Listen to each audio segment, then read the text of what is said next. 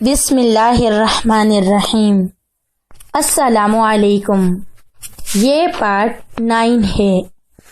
آج ہم آپ کی خدمت میں کتاب پیش کر رہے ہیں 16واں سال، مصنف M.A. راحت، آواز وریشہ، پیشکش بکشیئر پاکستان، آڈیو لائبریری۔ دیگر معلومات اور کتابوں کے لیے آپ ان نمبرز پر رابطہ کر سکتے ہیں: 0300291960 پہ محمد اظہر لطیف سے، یا 0300228151 پہ محمد عبداللہ صادق سے۔ تو آئیے پیش ہے پارٹ نمبر 9۔ انہیں عزت و احترام کے ساتھ حکیم صاحب کے ساتھ رہنے کی اجازت دی جائے اور ان سے پوچھا جائے کہ ہم ان کی کیا خدمت کر سکتے ہیں۔ علی احمد صاحب کی گردن شرم سے جھک گئی۔ انہیں احساس ہو رہا تھا کہ یہ مسئلہ اتنا تو اہم نہیں جتنا انہوں نے بنا لیا۔ حکیم صاحب کا اپنا ایک مقام تھا، خواہ ان کے والدین کچھ بھی ہوں۔ وہاں سے مطمئن ہو کر وہ مسکراتے ہوئے واپس چل پڑی۔ حکیم صاحب کے دشمن ان کی اس بات کی توقع کرتے تھے کہ اب شبن میاں کی شامت آئے گی اور نواب معظم علی انہیں جھوٹ بولنے کے الزام میں سزا دیں گے، اور اگر نواب سزا دے تو ظاہر ہے اس پل در آمد ہوگا۔ بھلا کون روک سکتا ہے ان کو؟ لیکن پھر انہوں نے دیکھا کہ شبن میاں تو وہی وارے کے نیارے ہیں، اور کوئی ایسی بات نہیں ہوئی جس سے پتہ چلے کہ شبن میاں کے اعزاز اور احترام میں کوئی فرق آیا۔ کافی دن تک وہ انتظار کرتے رہے، لیکن نواب صاحب کے ساتھ بھی شبن میاں کا وہی رویہ تھا، اور ایسا ہی نواب صاحب کا ان کے ساتھ۔ چنانچہ بد دل اور مایوس ہو گئے اور وقت کو کوستے رہے وہاں سے چل پڑے۔ بیکار ہی یہاں رکنا، یہ تو بس ایسے ہی کمینہ کمیوں کا دور ہے۔ بھلا اشراف کی کیا عزت رہ گئی؟ اس دور میں دونے جولا ہے، گھاس کھودنے اور دودھ بیچنے والے ہی اس دور میں عزت پا رہے ہیں، ہمارا کیا؟ یوں وقت گزرتا رہا۔ شبن میاں کے دوسری بہن بھی یہاں پہنچ گئے، اور چونکہ نواب صاحب خود ان کے پشت پناہ تھے، پھر بھلا انہیں کیا مشکل ہوتی؟ ایک سے ایک اچھی زندگی گزارنے لگا اور وقت آہستہ آہستہ آگے بڑھنے لگا۔ لیکن شبن میاں کے باپ کو سخت حیرت تھی کہ آخر یہ لونڈا اتنا بڑا حکیم کیسے بن گیا۔ بات تو کچھ نہیں تھی، خود ان کے بھی عیش ہو گئے تھے، ساری زندگی مشکلوں میں گزاری تھی، اور اب اس ساری زندگی کا حاصل مل رہا تھا۔ عیش و عشرت، گھر کی غلام تھی، خوب مزے سے زندگی گزارتے۔ باقی نواب صاحب کا سلسلہ بھی بہت عمدگی سے چل رہا تھا۔ پھر ایک دن بیگم نواب کو کچھ خیال آیا اور انہوں نے معظم علی خان سے کہا، نواب صاحب، ایک بات کی عرض کرنا چاہتی ہوں۔ ارشاد فرمائیں، کیا بات ہے؟ اللہ نے آپ کو صحت عطا کی اور میرا سہائی قائم رکھا، یہ ساری باتیں ظاہر ہے میرے لیے باعث خوشی ہیں، لیکن ایک غم جو دل کو کھایا جاتا ہے پیچھا نہیں چھوڑتا۔ کیا بات ہے بیگم؟ اللہ کا عطا کیا ہوا سب کچھ تو تمہارے پاس موجود ہے۔ ہاں، لیکن ہمارے گھر کے آنگن میں کوئی پھول نہیں کھلا، بیگم صاحبہ نے کہا، اور نواب صاحب خود بھی افسردہ ہو گئے۔ در حقیقت وہ بھی بے اولاد تھے، اور اللہ نے ابھی تک انہیں اولاد سے نہیں نوازا تھا۔ کہنے لگے، ہاں، اللہ کے حکم میں کسی کو کیا دخل ہو سکتا ہے؟ یہی تو اس کی قدرت کا احساس ہے کہ ہر چیز عطا کر دے، اور جو نہ دینا چاہے وہ انسان کے بس سے باہر ہو۔ ہم اس کی مرضی میں کیسے داخل ہو سکتے ہیں؟ وہ تو بالکل ٹھیک ہے، لیکن مرض کا علاج بھی کرایا جاتا ہے۔ مرض؟ جی ہاں، بزرگوں کا کہنا ہے کہ بے اولادی بھی کبھی کبھی کسی مرض کے نتیجے میں ہوتی ہے۔ آپ جو بھی کہنا چاہتی ہیں ذرا صاف صاف کہیں کہ ہماری سمجھ میں آئے۔ حکیم شبن میاں کے ذہن میں آتے ہیں، بیگم صاحبہ نے کہا، اور نواب معظم علی سوچ میں ڈوب گئے۔ تھوڑی دیر بعد بولے، آپ کی بات سمجھ میں تو آ رہی ہے، مگر مسئلہ کچھ ایسا ہے کہ تھوڑی سی شرم محسوس ہوتی ہے۔ بہرحال ہم ان کا احترام بھی کرتے ہیں، اور پھر لیکن کوئی خیر حل نکال لیا جائے گا۔ پھر نواب صاحب نے علی احمد سے اس کا تذکرہ کیا۔ علی احمد میاں، ایک خیال دل میں ہے، اگر آپ تائید کریں۔ کیا حضور؟ علی احمد نے کہا، یہ تو آپ کو پتہ ہے کہ ہم لاولد ہیں، اور نہ صرف ہمیں بلکہ ملکہ بیگم صاحبہ کو بھی اولاد کی خواہش ہے۔ ویسے تو ہم اللہ تعالیٰ کے حکم کے خلوص دل سے قائل ہیں، لیکن وہ جو کہا جاتا ہے کہ نہ انسان کو اپنی کوشش بھی جاری رکھنی چاہیے۔ اگر اس سلسلے میں حکیم شبن میاں سے رجوع کیا جائے تو کیسا رہے گا؟ کوئی اور بات ہوتی تو ہم خود بھی ان سے مدعیہ دل ظاہر کر دیتے، لیکن معاملہ کچھ ایسا ہے کہ شرم محسوس ہوتی ہے۔ حضور کا حکم سر آنکھوں پر، میں جو ہوں آپ مطمئن رہیں، میں حکیم شبن سے خود بات کرتا ہوں۔ یہی ہم بھی سوچتے تھے اور چاہتے تھے، معظم علی صاحب نے کہا، اور پھر احمد علی نے جو ہی موقع پایا حکیم شبن میاں سے ملے۔ حکیم صاحب، قبلہ ایک عرض کرنا چاہتا ہوں۔ جی علی احمد صاحب، ارشاد فرمائیں۔ حکیم صاحب کہنے لگے، ایک بہت ہی اہم مسئلہ ہے، رازداری شرط ہے، کہنے کی ضرورت نہیں، آپ بے تکان فرمائیں۔ وہ اصل میں اس بات کا آپ کو علم ہے کہ نواب معظم علی لاولد ہیں؟ جی ہاں، واقعی ایسا تو ہے، اور ہاں، کہا جاتا ہے کہ حکمت میں ہر شے کا علاج موجود ہے۔ شبن میاں پھر گھبرانے لگے۔ اصل بات وہی تھی، خود تو بیچارے کچھ جانتے نہیں تھے، بس گڑیا کے سہارے کاروباری زندگی چل رہا تھا۔ ہر لمحے اس خوف کا شکار رہتے تھے کہ کہیں کوئی گڑبڑ نہ ہو جائے۔ اللہ نے عزت عطا کی تھی، کچھ سے کچھ بن گئے تھے، لیکن بس ذریعہ بھی الگ ہی بنایا تھا۔ کچھ لمحے سوچنے کے بعد بولے، سیدھی سیدھی بات ہے حکیم صاحب، آپ علاج فرمائیے گا، باقی کوشش کرنا ہی انسان کا فرض ہے۔ ویسے تو ہم ضرور کوشش کریں گے قبلہ علی احمد صاحب، لیکن اتنا آپ بھی جانتے ہیں کہ ہم خود بھی لاولد ہیں، اور ہماری بیگم صاحب دلاری بیگم بانجھ ہیں۔ اگر اتنا مکمل علاج ممکن ہوتا تو ہم کرتے۔ دیکھیے، میں کوشش کی بات کر رہا ہوں، آپ کوشش تو کریں۔ ضرور، ہم اس سلسلے میں کوشش کر کے آپ کو اطلاع دیں گے۔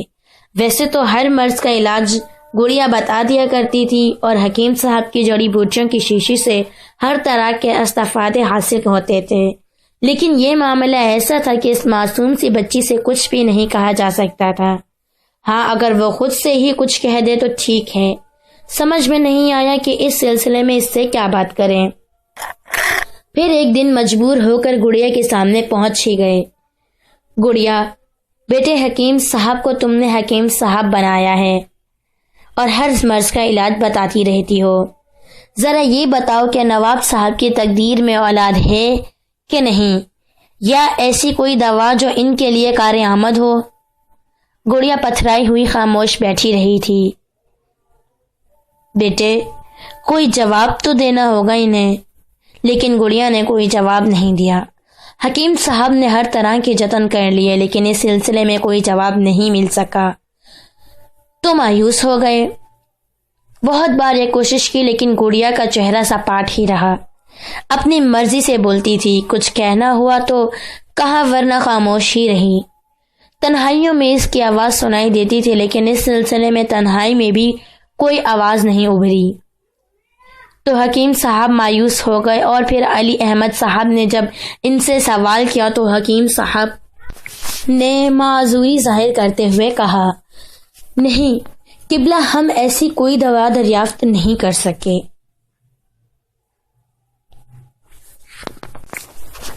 ایک بات کہوں شبن میاں، یہ نواب صاحب کی خواہش ہے. اللہ تعالیٰ سے ہم دعا ہی کر سکتے ہیں، دوا ہمارے پاس کوئی نہیں ہے. حکیم صاحب نے صاف صاف کہہ دیا اور علی احمد نے نہایت مایوسی سے یہ بات نواب معظم علی کو بتائی اور نواب معظم علی نے بیگم کو بتایا. بیگم صاحبہ مایوسی سے خاموش ہو گئی تھی، لیکن علی احمد صاحب کو اس بات پر غصہ آیا تھا. حکیم صاحب کو کوشش تو کرنی چاہیے تھی، سب کچھ تو دیتے رہتے ہیں انہیں، اور انہوں نے ٹکاسا جواب دے دیا. کچھ ناپسند آئی تھی یہ بات. پھر ایک دن علی احمد گھوڑے پر سوار ایک ویران سے علاقے سے گزر رہے تھے. دوسری بستی سے کوئی کام تھا، وہاں سے واپس آ رہے تھے کہ ایک جگہ انہوں نے آگ جلتی دیکھی. ہلکی ہلکی سردی ہو رہی تھی اور جس علاقے سے وہ گزر رہے تھے وہ ایک ویرانہ تھا. علی احمد صاحب کو یہ احساس پیدا ہوا کہ ویرانے میں کس نے آگ روشن کر رکھی ہے. یہاں تو دور دور تک پتھریلی چٹانیں بکھری ہوئی تھیں اور کسی انسان کا ایسی جگہ قیام کرنا ممکن نہیں تھا. پھر یہ آگ کیسی ہے؟ تجسس نے سر ابھارا تو گھوڑے کا رخ اس جانب کر دیا اور پھر ڈوبتی شام سے ابھرتی رات میں انہوں نے اللہ کے گرد 2 آدمیوں کو بیٹھے ہوئے دیکھا. یہ غالباً ہندو سادھو تھے. ان کے لباس سے یہی اندازہ ہوتا تھا. گردن میں موٹی موٹی مالائیں پڑی ہوئی تھیں اور اوپری بند بنانے تھے. آگ کے پاس بیٹھے ہوئے آگ تاپ رہے تھے کہ علی احمد کو دیکھ کر دونوں نے گردنیں اٹھائیں اور پھر ان میں سے ایک نے کہا، گرو دیکھو کوئی آیا ہے. جانتے ہیں کون ہے؟ کون ہے گرو؟ ریاست کا دیوان ہے. ہماری طرف کیوں آیا ہے گرو؟ یہ معلوم کرنے کہ یہاں اس ویرانے میں کون بیٹھا ہوا ہے. گرو کیا کہیں سے اس کے دل میں ایک آرزو ہے. ویسے اپنے ان داتا کا وفادار ہے اور وفاداری بہت اچھی چیز ہوتی ہے. آرزو کیا ہے گرو؟ چیلے نے پوچھا. بس ان داتا کے ہاں اولاد نہیں ہے اور یہ بیچارہ چاہ رہا ہے کہ مالک کے دل کی یہ آرزو پوری ہو جائے. تو گرو کیا یہ آرزو پوری ہوگی؟ چیلے نے سوال کیا اور گرو نے خاموشی اختیار کر لی. بولتے نہیں ہو گرو؟ لیکن گرو پھر بھی نہیں بولا تھا. ادھر علی احمد سکتے بھی رہ گیا تھا. یہ دونوں بالکل اجنبی لوگ تھے. پہلے کبھی نواب پور میں دیکھا نہیں تک انہوں، اور ویسے بھی سادھو سنت تھے اور دھونی رومائے بیٹھے تھے. علی احمد پتھرائے ہوا کھڑا، پھر وہ گھوڑے سے نیچے اتر گیا اور ان دونوں کے پاس پہنچا. کیا بات ہے، کیوں آئے ہو؟ آپ کون لوگ ہیں اور یہاں کیا کر رہے ہیں؟ سادھو ہیں. زمین تو کسی اور کی ہوتی ہے. تم کیا ہمیں یہاں سے بھگانا چاہتے ہو؟ ارے نہیں سادھو مہاراج، بھلے ایسے کیسے ہو سکتا ہے؟ اور پھر آپ جیسے بڑے لوگ تو بس بڑا نہ کہنا، ہمیں گالی ہے ہمارے لیے. آپ بہت پہنچے ہوئے سادھو معلوم ہوتے ہیں. کہیں نہ پہنچے تو یہیں بیٹھے ہوئے ہیں. آپ نے میرے دل کی بات کیسے جان لی؟ سادھو سے یہ سوال کر رہا تھا. نہیں، واقعی آپ نے مجھے بہت متاثر کر لیا ہے. اس حکیم کی طرح جو کچھ بھی نہیں جانتا اور دودھ والے کا بیٹا ہے. علی احمد کی آنکھیں پھر حیرت سے پھیل گئیں. یہ تو واقعی کمال کی بات ہے. یہ لوگ اتنا جانتے ہیں. علی احمد وہیں بیٹھ گیا اور پھر اس نے کہا، سادھو مہاراج جب دل کی بات جانتے ہیں تو کوئی حل بھی بتا دیں اس کا. کیوں نوکر ہیں تیرے؟ کیا ہمیں بھی خریدنا چاہتا ہے اس حکیم کی طرح؟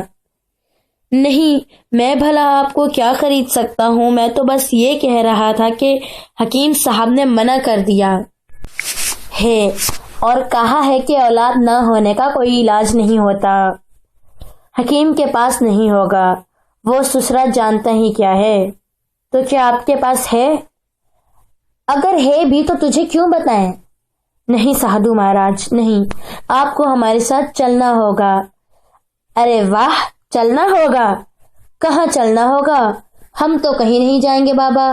بس تو ہمارے من کی بات ہے کچھ کر یا نہ کر۔ سادھو مہاراج بہت مہربانی ہوگی آپ کی، میں آپ کو ایسے نہیں چھوڑوں گا، آپ جو مانگیں گے میں آپ کو دوں گا۔ جا ہم جو مانگیں گے وہ تو ہمیں کیا دے گا؟ کوشش کروں گا سادھو مہاراج، لیکن بس میں آپ سے کیا کہوں، آپ نے میرے دل سے امید کی شمع روشن کر دی ہے۔ چیلے: جی گرو مہاراج، کیا کہتا ہے؟ گرو مہاراج آدمی اچھا معلوم ہوتا ہے، وہ تو سب ٹھیک ہے لیکن یہ کہیں کر نہ پائے گا۔ میں سب کچھ کروں گا، آپ کہہ کے تو دیکھیں۔ تو پہلے ہمیں ایک بات کا وچن دے۔ حکم دے گرو مہاراج۔ جو کچھ کہیں گے وہ اپنے من میں رکھے گا، بات کبھی باہر نہیں جائے گی، دل سے وعدہ کرتا ہوں گرو مہاراج۔ اور اگر تو نے اس بات کو پورا نہ کیا تو اندھا ہو جائے گا، تو سمجھ رہا ہے؟ ہم جو کہہ رہے ہیں ایسا ہی ہوگا۔ علی احمد کانپ کر رہ گیا۔ اس نے کہا، نہیں گرو مہاراج، میں وعدہ کرتا ہوں کہ آپ سے ہونے والی بات کبھی کسی سے نہیں کہوں گا۔ تو پھر سن، جو ہم کہہ رہے ہیں اسے غور سے سن، اور یہ بھی سن لے کہ اگر تو چاہتا ہے کہ کامیاب ہو تو پھر تجھے وہی کرنا پڑے گا جو ہم کہہ رہے ہیں، اور اگر تو نے نہ کیا تو کوڑھی ہو جائے گی۔ علی احمد کی جان نکل گئی تھی۔ کچھ دیر تک وہ خاموش رہا، پھر اس نے کہا، لیکن مہاراج آپ نے تو ابھی کچھ کیا ہی نہیں۔ بول، ہم جو کہہ رہے ہیں وہ کر لے گا، اور اگر نہ کر پایا تو نہ پوچھ۔ کیا وہ ایسا کام ہے کہ گرو مہاراج جو میں نہ کر سکوں؟ نہیں، ایسا کام نہیں ہے۔ یعنی آپ کے خیال میں اسے کر سکتا ہوں میں؟ ہاں، کیوں نہیں؟ تو پھر ٹھیک ہے، بتا دیجئے۔ وہ جو حکیم ہے نا، اس کے ہاں ایک لڑکی ہے، حکیم شبن میاں کے ہاں۔ ہاں، جو اس کی بیٹی نہیں ہے؟ ہاں، جو اس کی بیٹی نہیں ہے۔ آپ گڑیا کی بات کر رہے ہیں؟ وہ گڑیا ہو یا چڑیا، ہمیں اس سے کوئی غرض نہیں ہے۔ کوئی لڑکی ہے اس کے پاس؟ ہاں مہاراج۔ تو اسے یہاں لے آ تو۔ میں لے کر آؤں گا۔ ہاں، تو پھر ہم بتائیں گے کہ اس کے بعد تجھے کیا کرنا ہے۔ مگر گرو مہاراج آپ اس لڑکی کا کیا کریں گے؟ کچھ نہیں کریں گے، وہ تیرے ساتھ واپس کر دی جائے گی اور اسے کوئی تکلیف نہیں پہنچے گی۔ گرو مہاراج میں پوری کوشش کروں گا، مگر ایک بات بتائیں۔ ہاں پوچھ۔ کیا اسے چوری چھپے یہاں لانا ہوگا؟ یہ تو جانے تیرا کام، لیکن سب کو بتا کر تو بھلا اسے یہاں کیسے لا سکے گا؟ کون کہے گا کہ تو اسے لے جا؟ وہ تو ٹھیک ہے، لیکن اگر میں کسی کی مدد لوں تو؟ وہ تیرا کام ہے، ہمارا نہیں، گرو مہاراج نے کہا۔ علی احمد کچھ سوچتا رہا، پھر بولا، اور آپ مجھے یہیں ملیں گے مہاراج؟ ہاں، اور اس کے لیے کوئی وقت مقرر نہیں ہے، یعنی ہو سکتا ہے مجھے اسے یہاں لانے میں دیر ہو جائے۔ اس کی چنتا نہیں کر، گرو نے جواب دیا۔ ٹھیک ہے مہاراج، لیکن آپ مجھے یہیں ملیں، ورنہ میرا حال خراب ہو جائے گا۔ جب تک تو دوبارہ آ کر ہمیں نہیں بتائے گا کہ تو کامیاب ہوا ہے کہ نہیں، ہم تیرا انتظار کریں گے، اور تجھے یہ بات بتانی ہے۔ ہاں، اس کا میں وعدہ کرتا ہوں، کامیاب ہونے کی پوری کوشش کروں گا، لیکن اگر ناکامی بھی ہوئی تو آپ کو بتا دوں گا اس بارے میں۔ ٹھیک ہے، تو پھر مجھے اجازت۔ جا، اگر مالک کا اتنا ہی وفادار ہے تو پھر ہم بھی تیری مدد کرنے کے لیے پوری طرح آمادہ ہیں۔ علی احمد گھوڑے پر سوار ہوا اور وہاں سے واپس چل پڑا، لیکن اس کے ہوش اڑے جا رہے تھے۔ اس بات میں تو اسے کوئی شک و شبہ نہیں رہا تھا کہ یہ سادھو بہر حال تھے، کام کے لوگ تھے، لیکن باقی کام جو کرنا تھا اس کے لیے خاصی مشکلات کا سامنا کرنا پڑے گا۔ مگر پتہ نہیں یہ لوگ کیا کریں گے اس بچے کا۔ بچی بہت خوبصورت تھی، بہت ہی پیاری، اور وہ لوگ سبھی اسے پسند کرتے تھے، لیکن بہرحال اگر نواب معظم علی کا یہ کام ہو جائے تو اس سے اچھی بات کیا ہوگی۔ اس نے آخری فیصلہ کر لیا۔ علی احمد کی راتوں کی نیند حرام ہو گئی تھی، کوئی بات سمجھ میں نہیں آ رہی تھی۔ یہ احساس تو ضرور تھا کہ سادھوؤں نے اس بچی کو بلا وجہ ہی اپنے پاس بلایا ہوگا، بیچاری کو کہیں کوئی نقصان نہ پہنچ جائے۔ ویسے وہ باکمال سادھو تھے اور اس کے دل کی بات جان گئے تھے، یہ کوئی معمولی بات نہیں تھی۔ سوال یہ پیدا ہوتا تھا کہ بچی کو کیسے وہاں لے جایا جائے۔ حکیم شبن نے اگر ذکر بھی کر لے گا تو وہ بات بگڑ جائے گی۔ حکیم شبن کبھی بھی اس کے لیے تیار نہیں ہوگا۔ علی احمد نے خود بھی دیکھا تھا کہ وہ بچی کو کس طرح چاہتے ہیں اور پیار کرتے ہیں، پھر کیا طریقہ کار اختیار کیا جائے۔ رات بھر سوچتا رہا اور پھر ذہن میں ایک تدبیر آئی اور اس نے دل میں ایک فیصلہ کر لیا کہ اس کوشش کو آزما کر دیکھے گا۔ حکیم شبن میاں کی حقیقت تو سامنے آ چکی تھی، والد بزرگوں کو بھی کئی بار علی احمد کے علم میں آ چکے تھے اور ان کی شخصیت کا بھی اندازہ ہو گیا تھا۔ اس وقت وہی ایک ایسی شخصیت جو علی احمد کے لیے کارآمد ہو سکتی تھی، چنانچہ اس نے دوسرے دن فرزند خان پر نظر رکھی اور اس وقت فرزند خان اپنے گھر کے دروازے سے ٹہلتے ہوئے باہر نکلے تھے کہ تھوڑے فاصلے پر علی احمد نے انہیں جالیاں اور آوازیں دی۔ خان صاحب کہاں جا رہے ہیں؟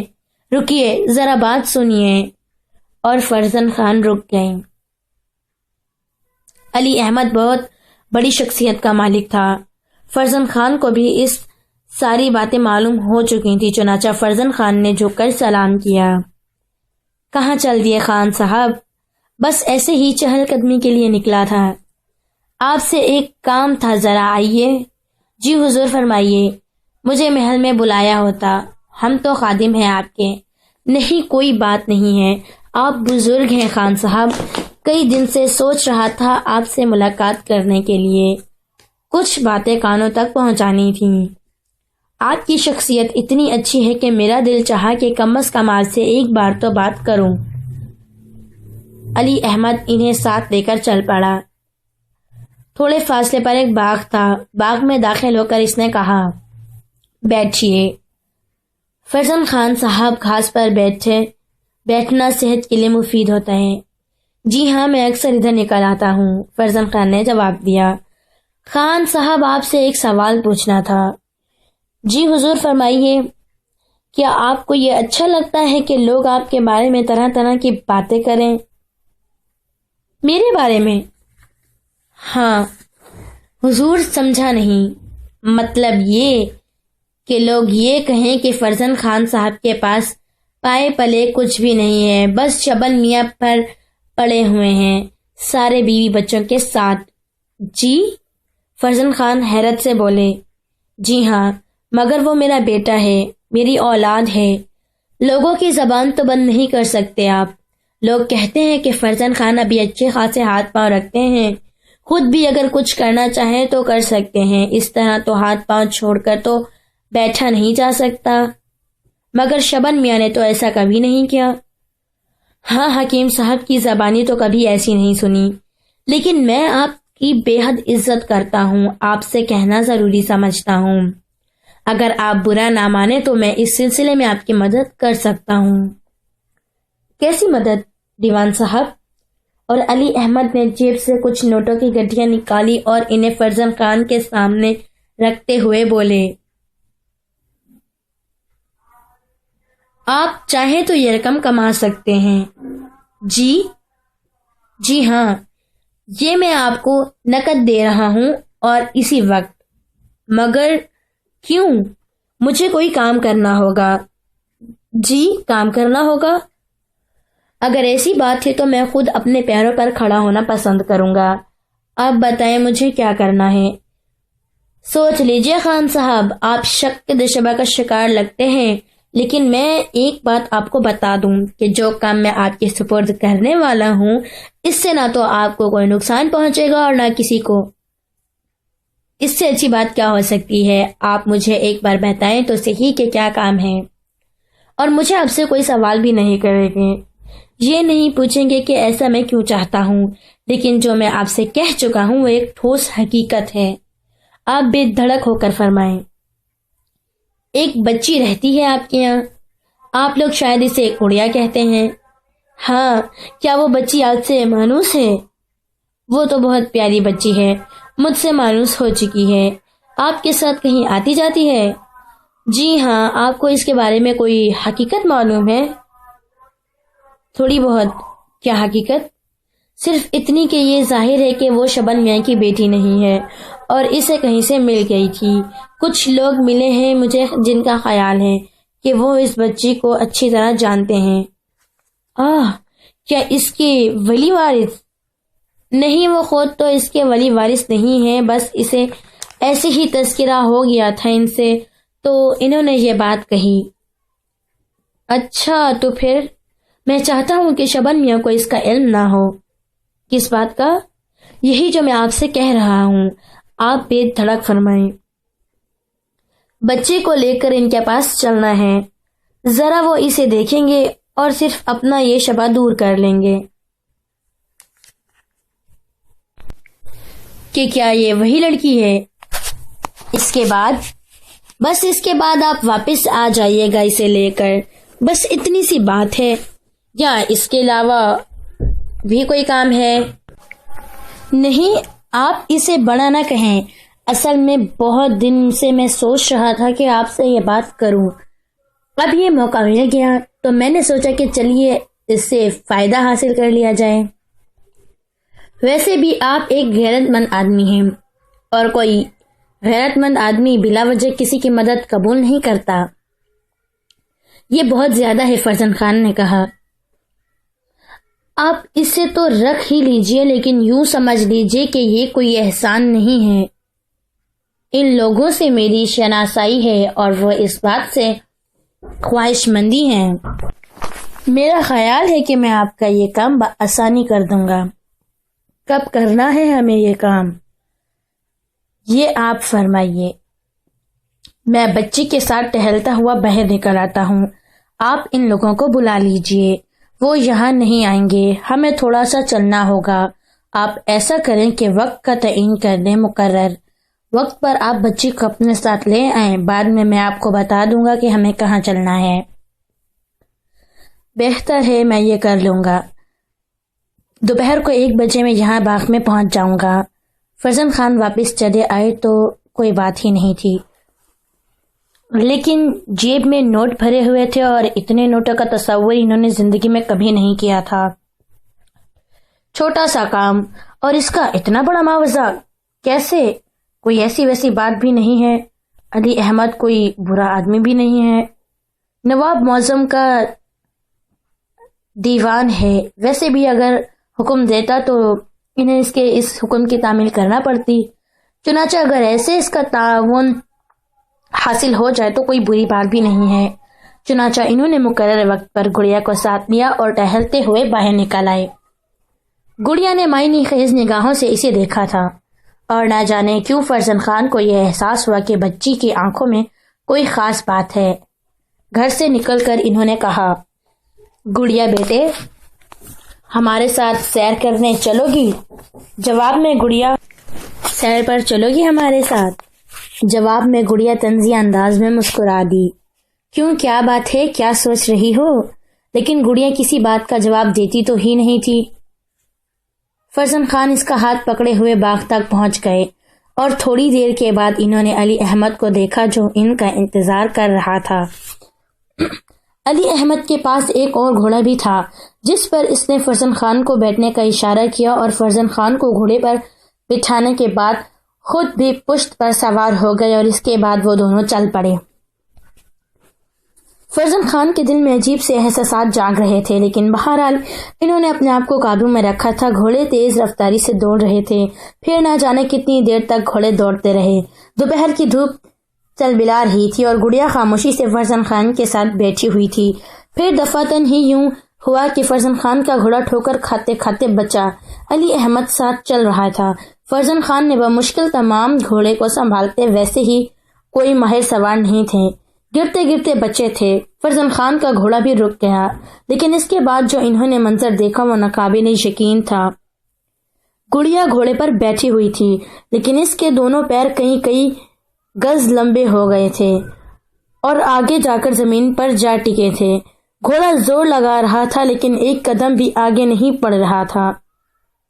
پھر اچانک ہی گڑیا نے فرزند خان کی طرف دیکھا اور اس کی حلق سے ایک کھنکتا ہوا قہقہہ نکلا۔